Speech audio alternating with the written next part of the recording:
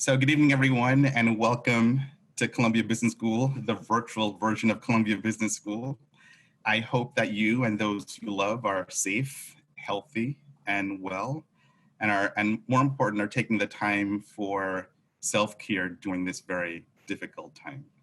My name is Michael Robinson, and I'm one of the directors of MBA admissions, and I'm also a very proud Columbia Business School graduate from the class of 2001. I'm joined by my colleague, Sarah Paloma, who works with me on our DEI outreach.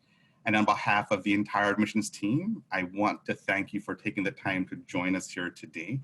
There are a number of world-class business schools, so know that we're very appreciative that you're here with us today. So I'm really excited about the program that we have in store. So tonight's event is going to have two distinct parts. First, we'll start with an alumni spotlight, and then after a short break, we'll have a very candid admissions conversation. And I really I'm excited about the way we start with this fireside chat with Danielle Lee, moderated by Rona Matthew. And my job here is really simple. I just have to stay out of the way of these two amazing women. And Rona is going to be the star of the show for, as a moderator, and the bigger star will be Danielle. Oh my God, I'll do this one. But let me just say though, right? Is that like I just want to kind of just say spend a minute talking about Rona. I first met her in Johannesburg, South Africa, and I was there recruiting at an MBA conference. And Rona was this budding branding and advertising entrepreneur in South Africa. She started her own firm and at the same time led business development at this other brand innovation firm. And the thing that I remember most though was the poise and confidence that she displayed during that first meeting. It was almost like there's a kind of energy that I liked, and I remember like leaving the meeting feeling really intrigued with her.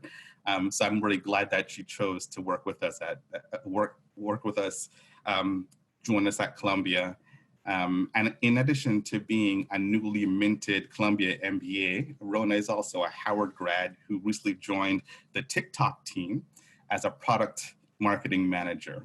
I deeply admire both of these women and look forward to listening to them and to learning from them. So Rona, the floor is yours. So we'll stop the screen share right now for a bit. All right, thank you, Michael, and thank you, Sarah. Danielle, so good to see you again. It's always Rona, great to see you as well. You know, I've been a fan of yours for years. You quite literally have changed and shaped my life in so many ways. You know, when I first expressed interest to Michael about attending Columbia Business School, he said, you know, there's someone I'd like you to meet based on your interest in music and tech. We got connected, and you were so generous with your time, and you really inspired me to continue the good fight of getting into Columbia Business School, because we all know it is quite a process. And you also gave me my first internship. You gave me an internship at Spotify. And I think just being able to work under your leadership has given me so much guidance and inspiration. So I just wanted to start off by saying thank you for everything you've done for me in really shaping my career, my life.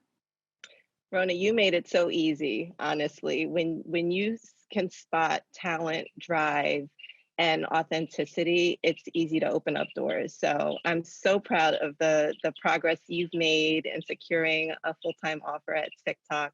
And I know that you'll go on to do great things. Thank you. Okay, I'll try not to fangirl too much. But yes, I do want to, of course, talk about all the amazing things you've done. So you are, of course, the new Chief Fan Officer at the National Basketball Association, overseeing brand strategy, creative, multi-platform, and experiential marketing globally. You're also an accomplished marketing leader, recognized for being a change agent, leading brand and innovation strategy, and delivering strong in-market results for some of the world's most respected brands. And you've been named by Billboard as a branding power player in 2019, Adweek's top 50 most indispensable executives in marketing, media, and technology from 2016 to 2018. You're also a 3-time honoree of the most powerful women in music, in mobile advertising by Business Insider. So, and Danielle, of course, you also hold an MBA in marketing, media management from Columbia Business School, and a Bachelor of Arts in Political Science from Columbia University. So you've done so many incredible things, and we're just so happy to have you with us today. And I'm a wife and a mother of two. And a wife. The list goes on. It's a very full and rich life for sure. Multi-hyphenate, absolutely. So of course, just firstly, Danielle, wanted to just see how you're doing. There's so much going on right now. I know you're enjoying a brief vacation in Martha's Vineyard. How are you feeling? How are you doing? Much better at the end of this vacation than I was at the beginning of it. It's been a wild year. Transitioning into a new role during 3 concurrent crises has been a very ambitious endeavor. And when I decided to leave Spotify for this opportunity, I really didn't know what was in store, but I was confident that this was the right next step in my career. But boy, this has challenged me on a whole new level. This is a leadership challenge like I've never experienced. Being in the room talking about how we bring sports back in a safe and responsible way, and continue to build relationships with our fans in new ways. It's been a challenge, but you have to trust and walk with faith that you're ready for it. And if you're not, you need to figure out how you get ready for it. So it's been a lot of digging deep and doing a lot of self-care, but also leaning on my community, my village, as I like to refer to them, in all aspects, making sure that my kids are thriving during this time, making sure that my team is able to perform and deliver results. But it all starts with being whole and being complete in yourself. So I think that has been really the focus over the past few months, is making sure that I'm doing what I need to do so that I can take care of all the responsibilities I have. Great. Really happy to hear that. Can you maybe kick us off also by walking through your background? I know we discussed your bio, but if you could share your career path prior to and becoming the Chief Fan Officer at the NBA. Sure. So my career in digital started 20 years ago, back when we were literally trying to get people to get online. I started out at AOL as a project manager in the technologies group. And what I loved about that position was I got exposure to all of the functions in the business, working with legal and business development and marketing, as well as the tech team to prepare the software for launch. And seeing how all of those pieces fit together, it gave me a purview into what are the things that I like working on, and what is the discipline that I really want to grow in. And at that point, I decided it was marketing. And then I left AOL to come back to New York to start my MBA at Columbia Business School. And that was really a move to, switch careers from what was putting me on a tech track to a marketing function. Coming out of there, I would say the common red thread throughout my career really has been about being on the bleeding edge of new technologies that are shifting consumer behavior, shifting how consumers consume media. And so several of the jumps that I've made have been in pursuit of that. I came out of business school in 2004, and I took a job with Showtime Networks, launching and marketing their on-demand and HD platforms, which were brand new to market. So all of the MSOs were launching that technology, and we literally were teaching consumers, again, the benefits and the value proposition of an on-demand service, not watching things in linear, but whenever you want, the convenience and control of that. I did that for 2 years, and then I was recruited to join AT&T to launch mobile advertising. Again, this was just as the iPhone was launching. Display banner ads were kind of a new thing in the market. And AOL was trying to diversify from being just a subscription business. AT&T, sorry, was trying to diversify from being just a subscription business into also launching a media business. And so I went over there and spent 7 years, which went by very quickly, building up that business, which turned into a $300 million business over 7 years. And, you know, I think for me, going to a Fortune 10 company at that stage in my career was really a smart move because of the grooming, the pedigree, the leadership experience and exposure that you get, and really kind of understanding how a public company operates, right, and how they make decisions. But there's also a downside to working in big companies. And I think after 7 years, I realized I wanted more autonomy. I wanted to have more of an impact. I wanted to not go through 50 attorneys to get something out the door. And so I made a very conscious decision to get off of sort of the AT&T lifer track, which I could have, you know, stayed on and moved my family around to different parts of the United States, and because that's how they groom their you know, their GMs, and stay in media and entertainment, but really get a startup experience. And so my next move was to Vivo, and Vivo was a 4-year-old company. It's the company that it's a media and entertainment platform that distributes and monetizes all the music videos for Sony Music and Universal Music and a lot of the indie labels. And there I was running commercial marketing, building out their business marketing practice, branded entertainment, offering to the market, product marketing. And for me, what was exciting about that opportunity was really about being part of this explosion that was happening in digital video, where the technology, the mobile technology had evolved to the point where, and the network speeds had evolved to the point where getting access to video content on your phone, in addition to TV and online, was not a novel thing. And so being part of that convergence was really exciting. But what I learned from that was it's a little bit too small of a shop. It was a 300-person company, and we're operating in 17 countries. I'd gone from a 300,000-person company, so it was a really big culture shift. Not to mention, you merge kind of music label culture with tech and product culture with sort of digital media. It was a very interesting, you know, sort of chemistry between those things. And so I said, you know, after 2 years, we implemented some new strategies to get the business back on track. And actually, because it had plateaued after 4 years, and it was now back to a growth business.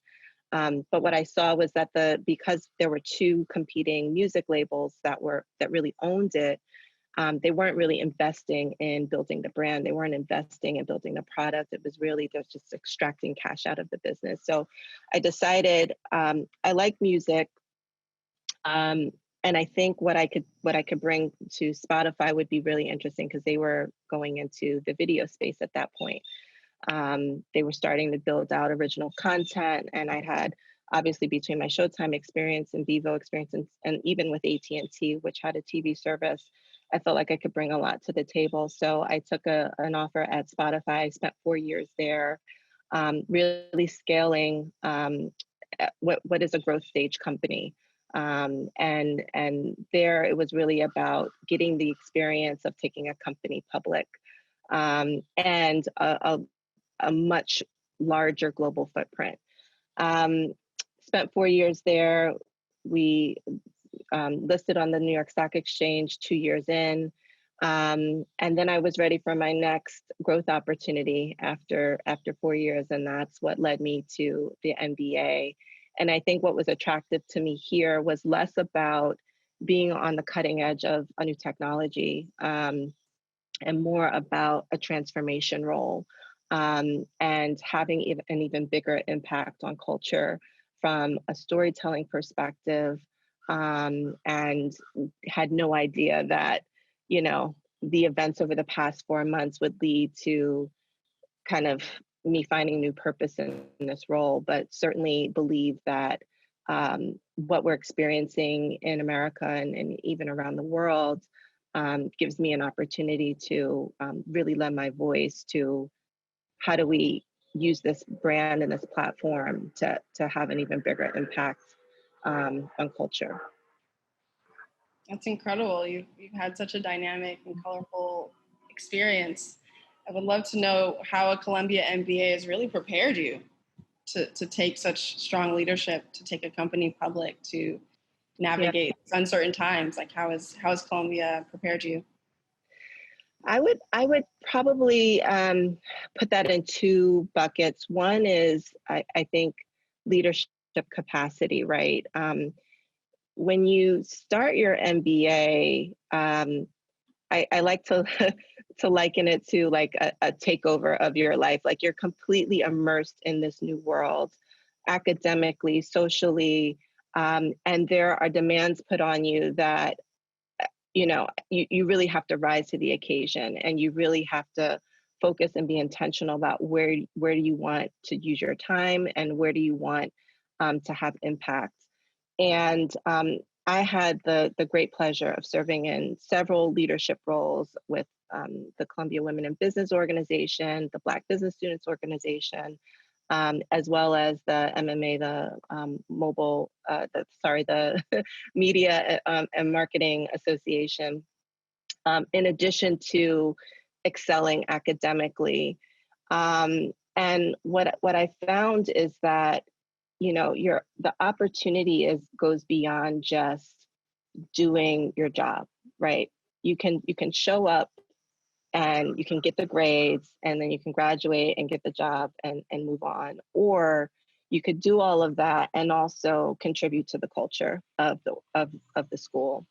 And I found that there was such a reward in doing that. The relationships that you cultivate, the actually giving back and contributing and building something with other people beyond just working on your project work together, that it was a much richer experience for me. And I've really led that way in the corporate world as well, sitting on boards, serving as the executive sponsor for the Black Employee Resource Group.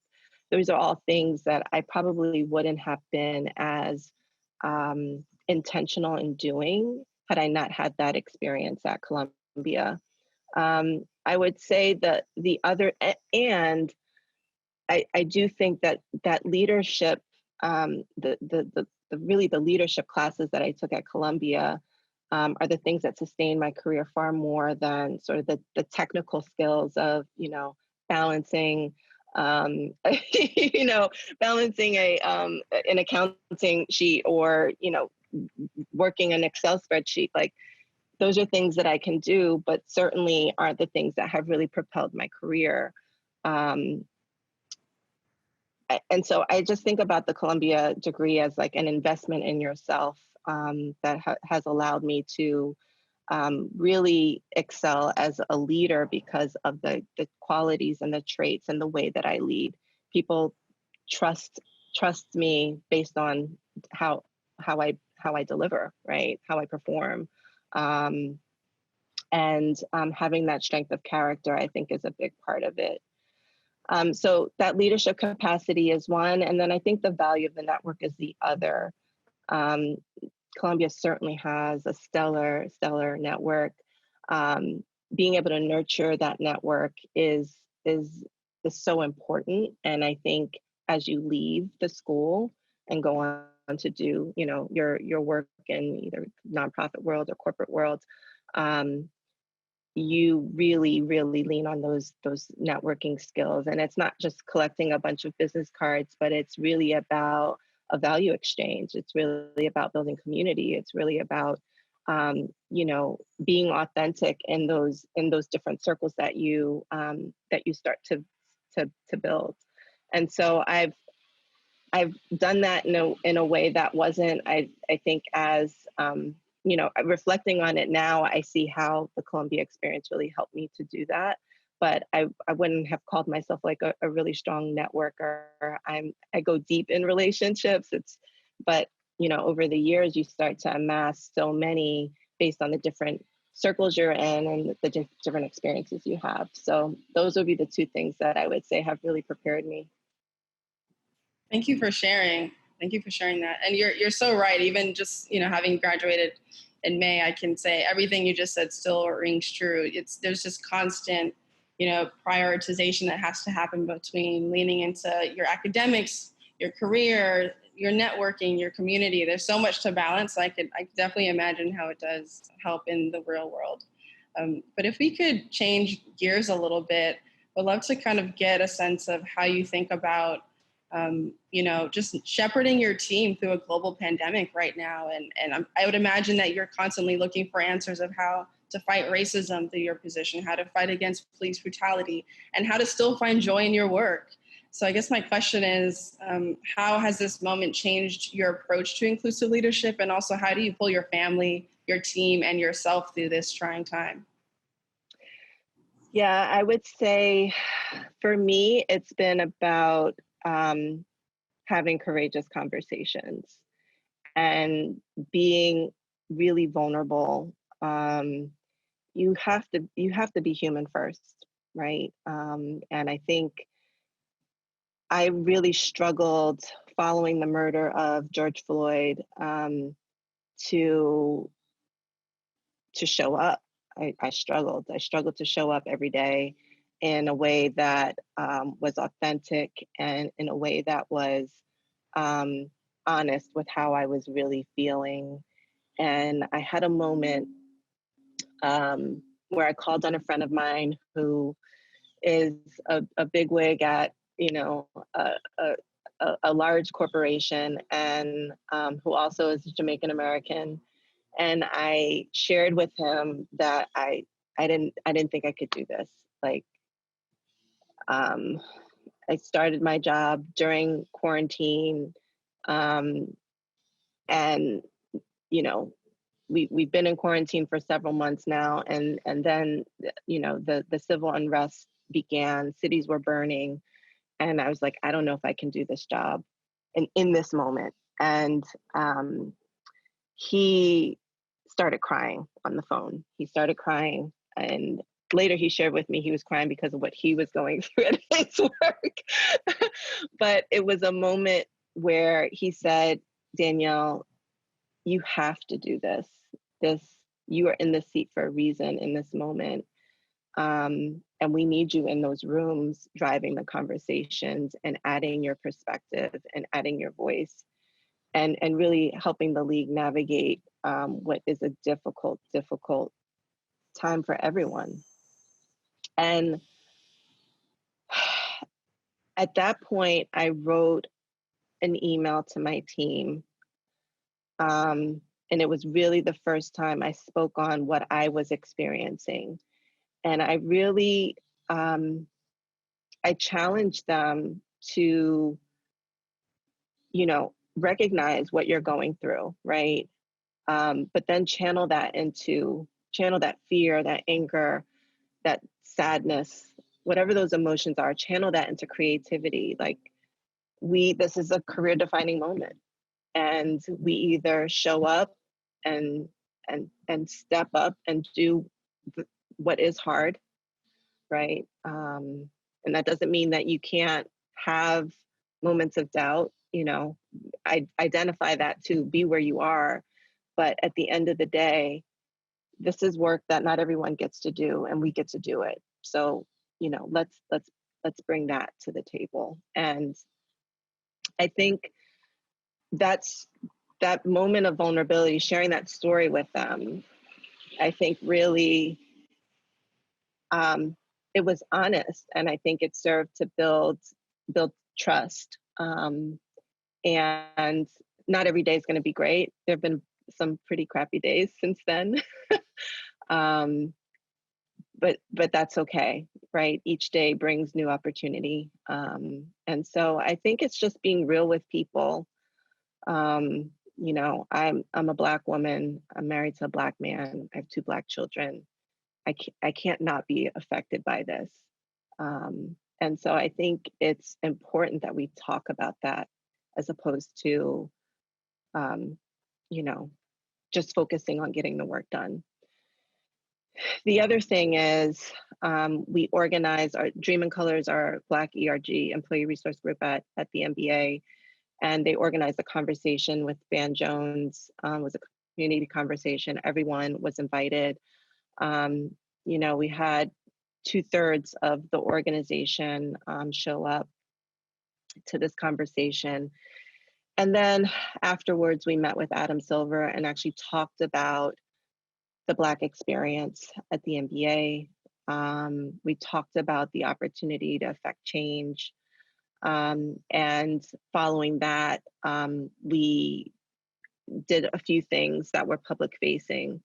One was we made Juneteenth a league-wide holiday.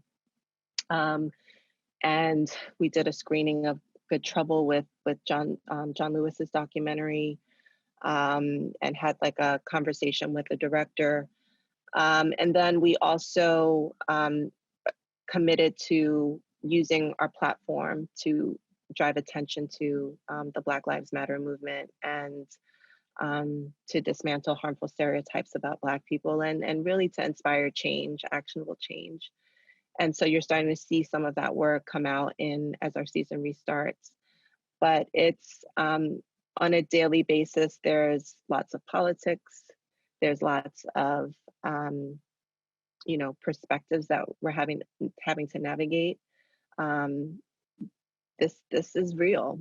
These are real issues, and systemic racism exists everywhere. So we have to have the courage to talk about it. We have to have the courage to sit in that discomfort, right? And I think that's really where the change starts to happen.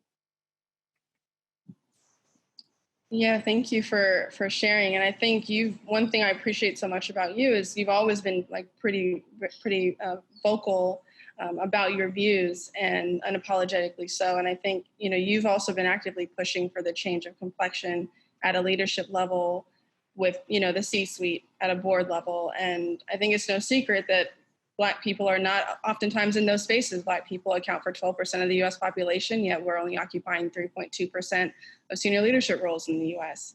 So now that you occupy both spaces, what have you learned? What have you seen? What do you think is the biggest opportunity to make an impact? Woo. The game is different at every level.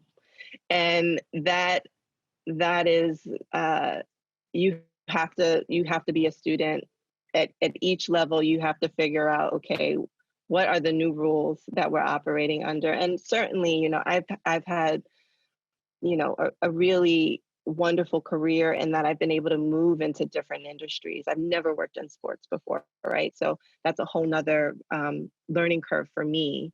When I think about the challenge that the NBA is facing in this kind of next wave, its audience has been aging. Its TV audience has been aging.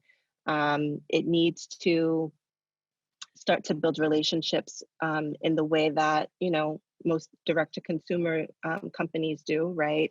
In that they're active on social media, they're listening to their customers, and Gen Z is the most diverse generation in U.S. history. It is the most politically savvy. It is the most digitally adept, and these are all things that the MBA hasn't typically leaned into. So yeah, it's really kind of bringing that new skill set to the table and leading with data and insights in terms of how we are communicating and telling stories. It's really about how do we attach to culture in a way that elevates our brand and dimensionalizes our brand. And it's also about being authentic and being and that vulnerability coming through. When you think about our campaign right now, it's a whole new game. It's really owning the conversation about what's new and different about our game, as opposed to, don't look over here, nothing's changed, it's still the same game, right? Like it's really being direct about what it is that's new and different. So I think all of that is kind of bringing a new breed of a new approach, a new breed of telling our stories, and it's different than what people expect. But I think you have to lean into your differences, and that's the thing that I've learned throughout my career is it's not about conforming to what everyone else is saying around the table.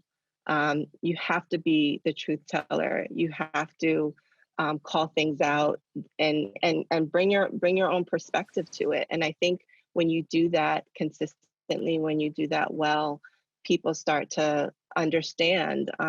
Diversity is so important to have that, because that's how you're able to solve complex problems, right? By having diverse perspectives, having diverse experiences.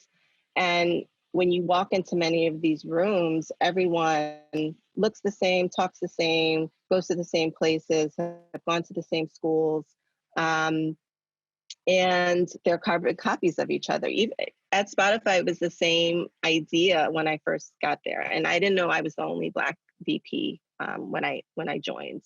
That I learned on day one, but you know, I think that's why I'm so vocal about the fact that diversity is needed, is because you're just reinforcing your own biases, right? If you have all the same people with all the same perspectives around the table, you're reinforcing your biases. You're not finding new opportunities to grow your business.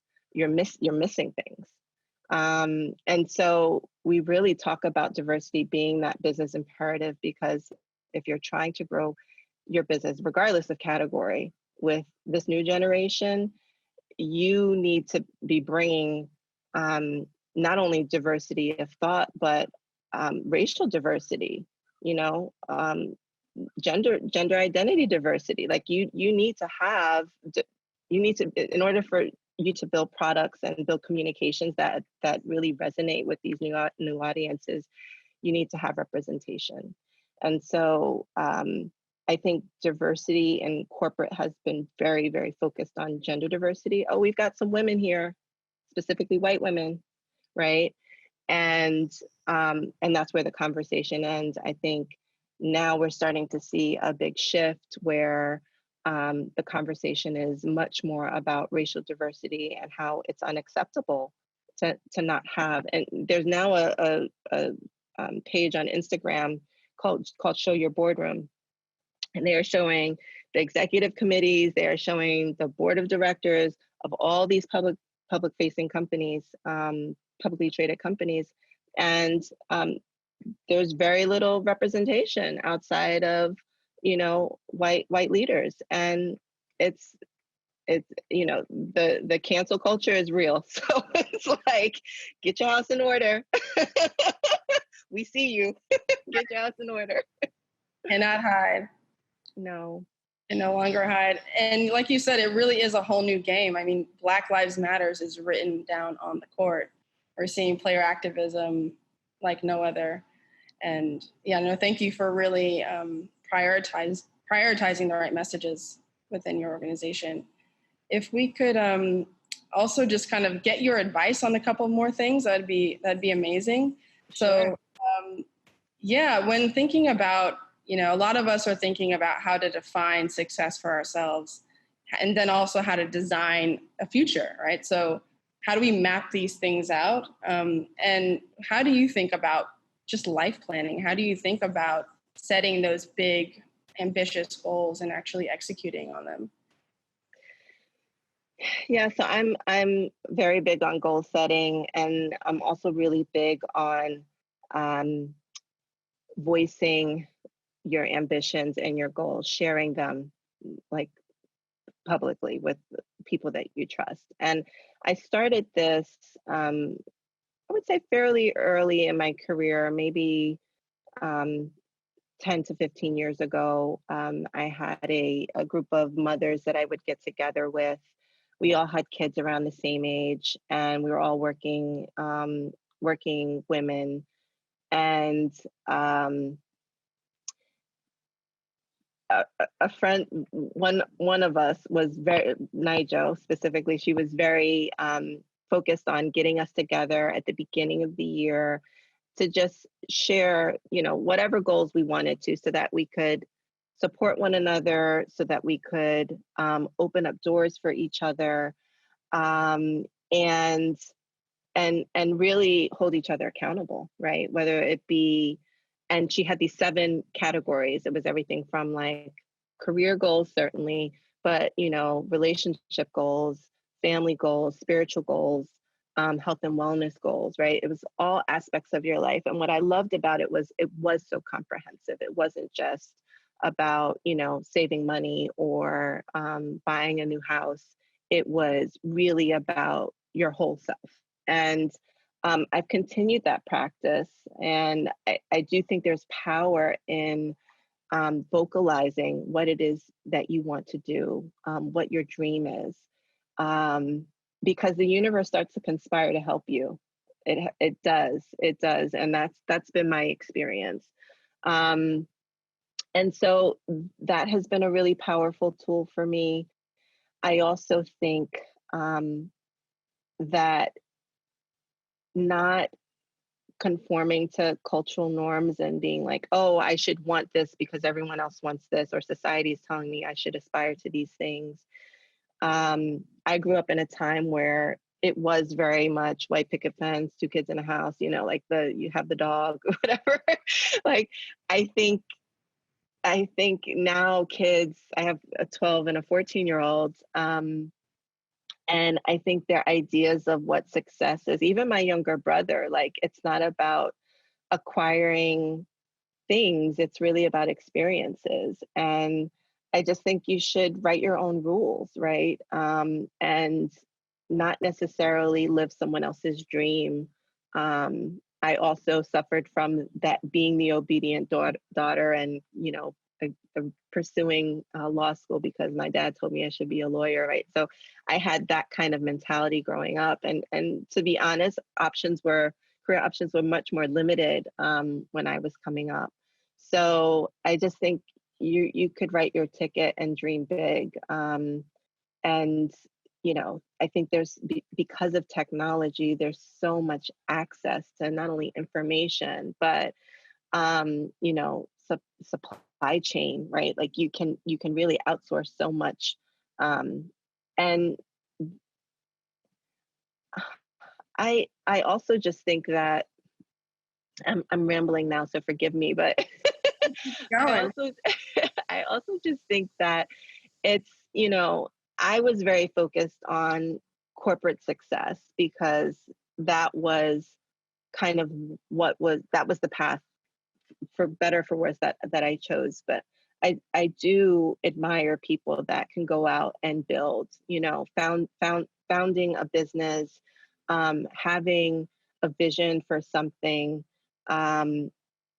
I think there's something really beautiful in that, and so I would just encourage people to not just conform to climbing a corporate ladder, but building their own thing. Okay, so let me really answer your question. So you asked me about the goal setting, other things that have helped me. I would say certainly building out that community of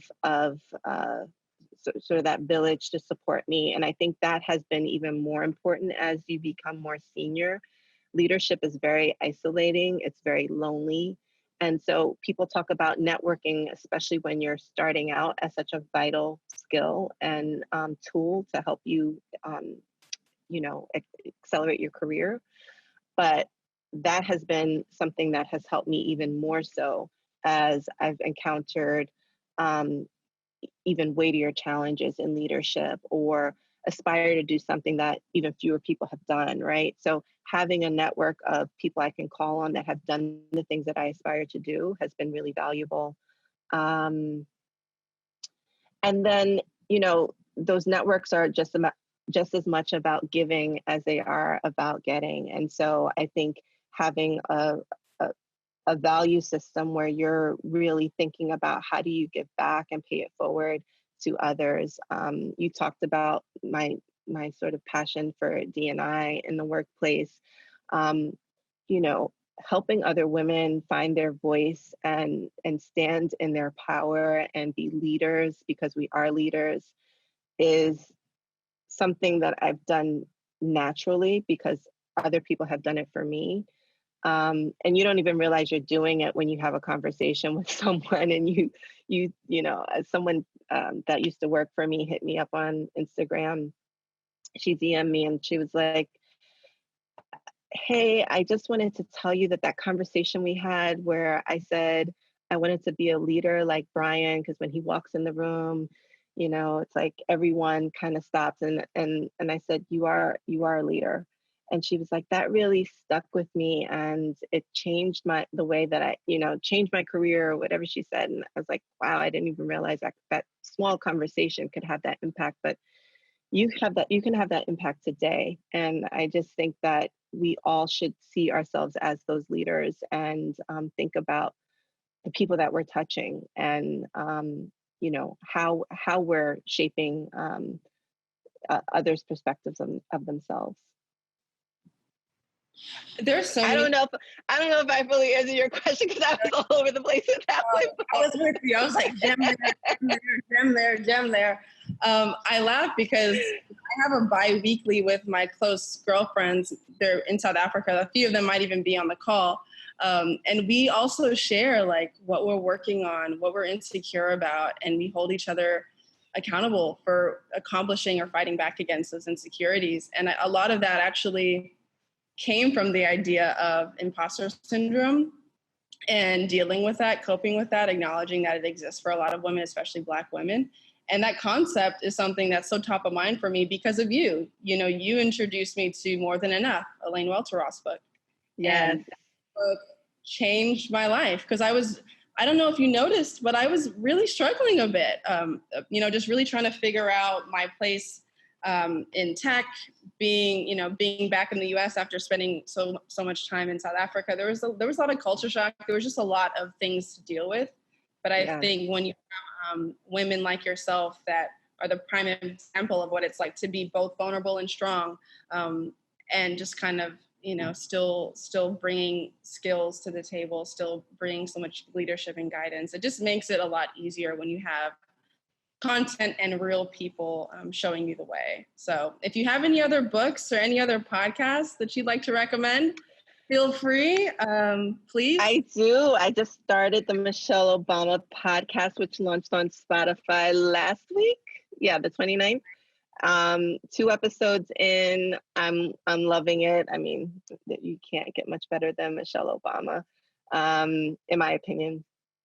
So yes, she's at the top of my list. There's also The First 90 Days, which I read at the start of my transition into the MBA, and I think it's a really good book for whenever you're making a career shift, even whether it's a promotion or switching to a new company. It's just kind of a good refresher on how to navigate those changes in a really successful and effective way. But I like to read those non-traditional business books because I think our experience as women of color is so unique. Like, I realize that and this has been my experience, when you are the only one that has done it, right, or sits in that seat, very much under a microscope, right? The rules are different for me than they are for other people that don't look like me. And it's not bad or good, it is what it is, but you have to recognize that it's a different it's a different game. There's a different expectation. There's a different bar for me. And my level of preparation, the way that I show up is with that understanding. People say, well, why do you dress up for work? Like, stuff was a very casual culture, right? But I felt that I had to bring that was how I brought my best self to work, right? And that's how I wanted to represent who I am. Everyone else walking around in a hoodie and, jeans that they've been wearing for the past few weeks, like, that was not my standard, right? But I also think you have to recognize that when you are, when you are so studied and prepared and have all the answers, you also have to find a way to not intimidate and make people feel insecure. Now, you're not responsible for anyone else's feelings. Let's be very clear about that.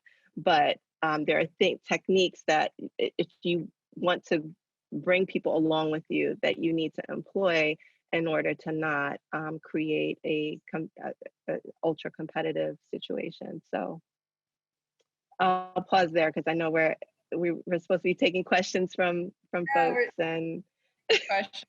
But I can also agree that you would come to the office stylish, heels together. I'm just like, all right, I need to go up my game. But no, yeah, you definitely always looked amazing. And that's important, right? You can be beautiful and smart. No one said you have to look, exhausted all the time and prove to people you're putting in the work. Anyway, that's just my tangent. So, exactly, Rona, exactly. You can do it all. You can do it all. There's a question. There's so many questions. I can choose one, or if you'd like to choose one, I'm happy to pick one out for you.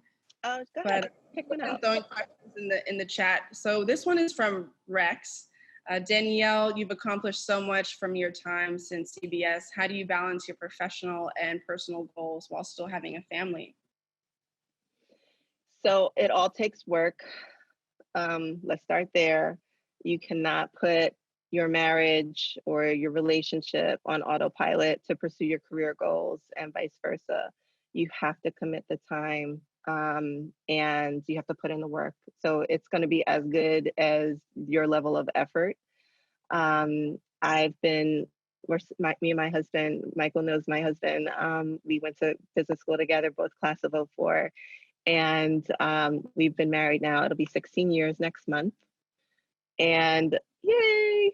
But it is, the picking your spouse. We could do a whole nother hour on this conversation. Like, picking your spouse, your partner, is the most important decision of your life. Like, they will either bring out the best in you and you'll grow with that person, or they will ruin you.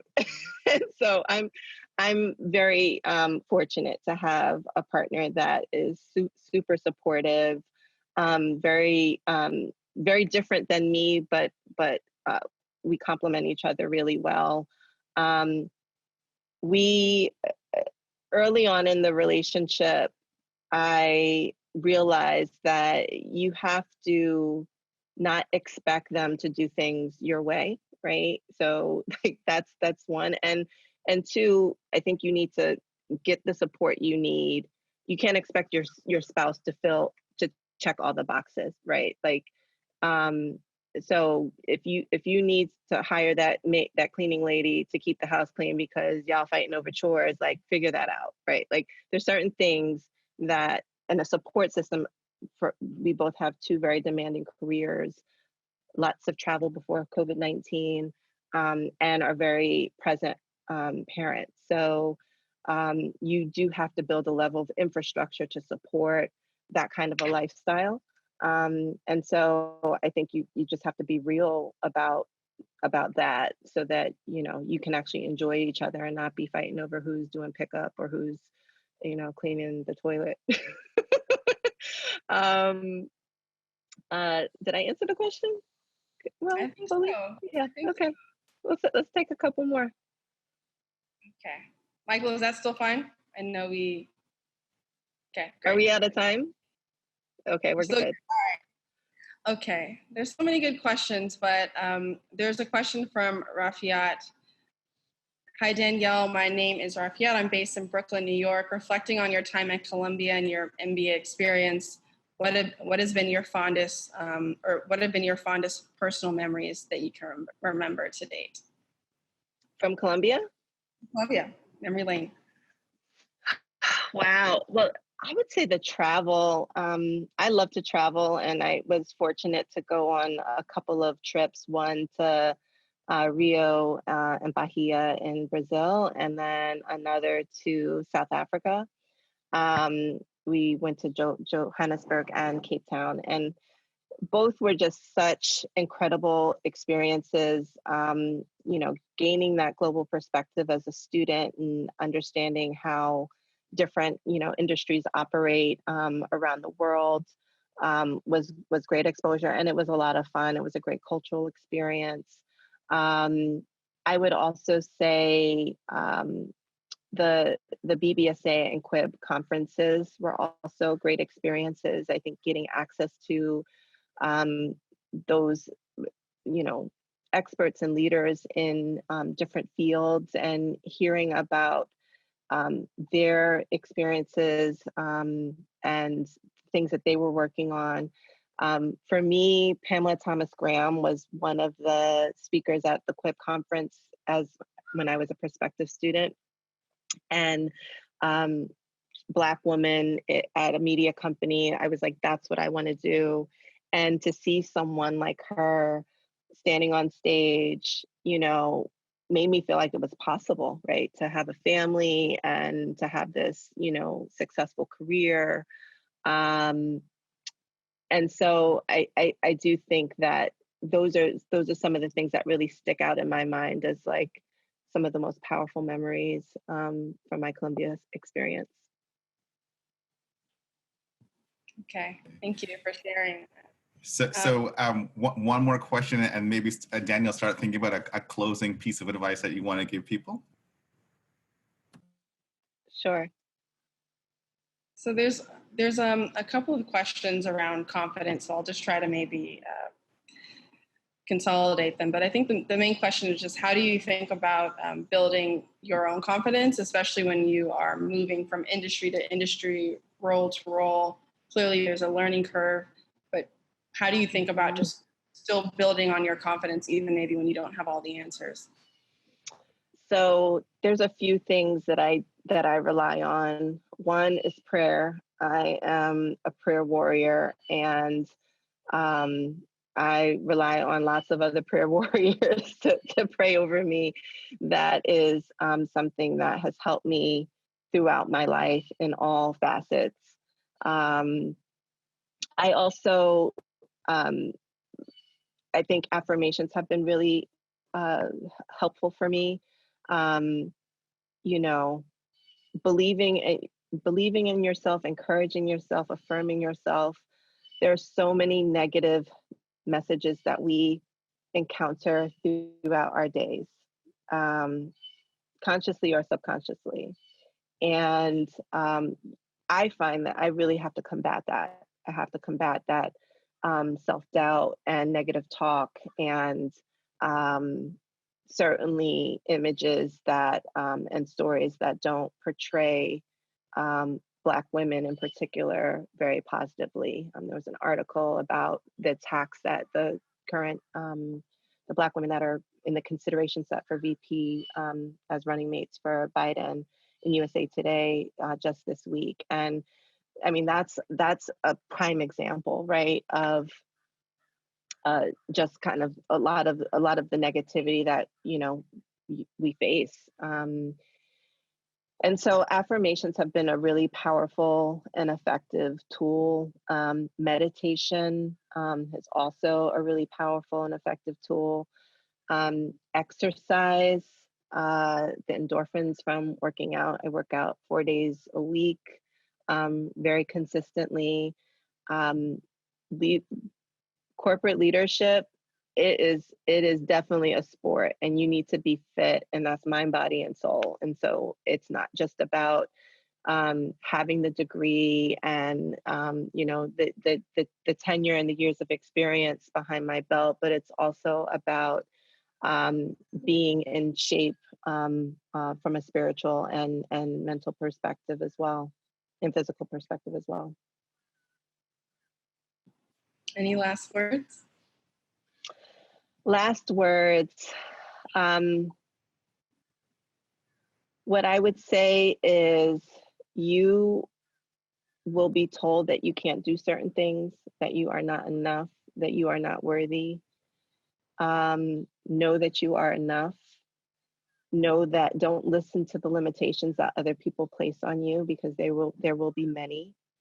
You have to believe in yourself. You will fail, you will make mistakes. But it's really all about that perseverance and dusting yourself off and giving it another try. Don't give up on yourself. You need to dream big.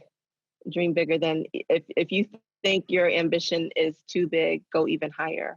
I think that's the main thing for me that I want to instill in my kids, right? Like the intention to succeed, you define that for yourself, whatever that looks like, but dream big.